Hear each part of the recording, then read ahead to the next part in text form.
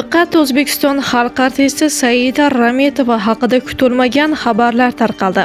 Assalomu alaykum hurmatli tomoshabin, kanalimizga xush kelibsiz. Yurtimizda va jahonda sodir bo'layotgan eng so'nggi va dolzarb xabarlardan xabardor bo'lib turishni xohlasangiz, kanalimizga hoziroq obuna bo'lib, videolarimiz davomida bir dona like tugmachasini bosib qoldirishni unutmang.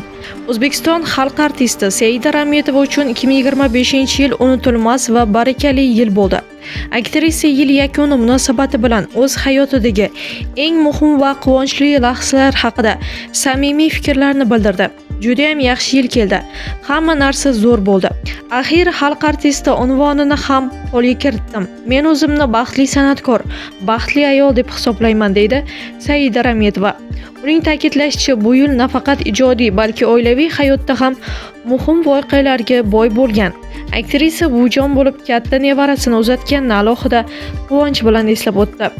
Shuningdek, u oilasidagi fayz va barakani ham tilga oldi. Turmush o'rtog'im 70 yosh to'ldilar, men esa 68 yoshdaman. Oilamiz tinch, xotirjam. Eng muhimi, ijodimiz hamon davom etmoqda. So'z yakunida Saida Rametova muxlislarni Yangi yil bayrami bilan tabriklab, barchaga sog'lik, xotirjamlik va baxt tiladi.